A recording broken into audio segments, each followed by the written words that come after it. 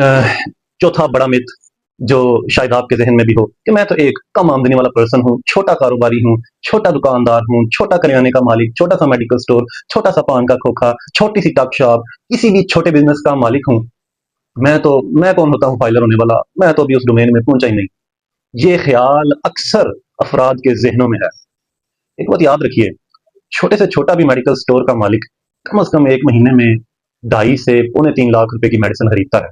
वो अलग बात है कि वो 2.5 से 3 लाख की मेडिसिन सेल करने के बाद उसमें से बचत उसकी 25 से 26 हजार ही होती है एक माह की। लेकिन उस 25 से 26 हजार के प्रॉफिट को अटेन करने के लिए उसे 2.5 से 2.25 लाख रुपए की मेडिसिन सेल करनी पड़ती है। अब जो बंदा एक एक महीने में 2.5 से 3.25 लाख रुपए की मेडिसिन खरीद रहा है छोटे से मेडिकल स्टोर पे, इसका मतलब है कि वो एक साल में 30 से 35 लाख रुपए की मेडिसिन कंपनी से खरीद रहा है। और अगर वो नॉन फाइलर है तो वो उस 30-35 लाख के ऊपर 2.5% टैक्स पे कर रहा है।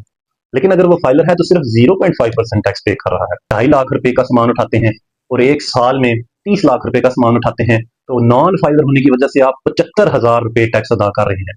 वही अगर आप फाइलर होते तो सिर्फ 15 हजार आपसे टैक्स की कटौती होनी थी। ये टैक्स आप कोई सेपरेटली अपनी जेब से निकाल के अदा नहीं करते।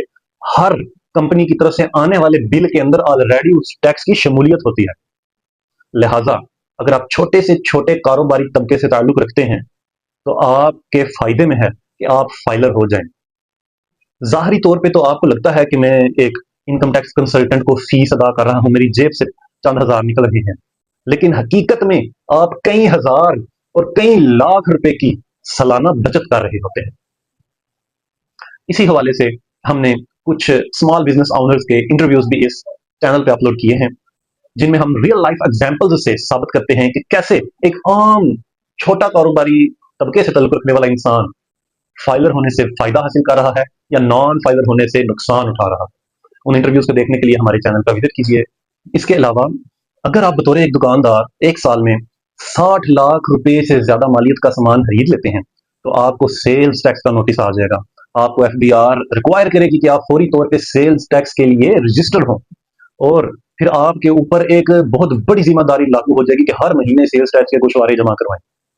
यानी कि वो छोटी लाइबिलिटी जो एक साल बाद आपको गोशवारा जमा करवाने की ड्यूटी देती है बतौर एक फाइलर, उससे बचने के चक्कर में आप हर महीने के सेल्स टैक्स के गोशवारों में फंस जाएंगे। लेकिन अगर आप फाइलर हैं तो फिर आप 60 लाख रुपए की बजाय 1 करोड़ रुपए तक की परचेजिंग कर सकते हैं और आपको सेल्स टैक्स में रजिस्टर होने के कंपल्शन का सामना नहीं करना पड़ेगा। यानी कि दोबारा रिपीट कर दूं, नॉन फाइलर सेल्स टैक्स में रजिस्टर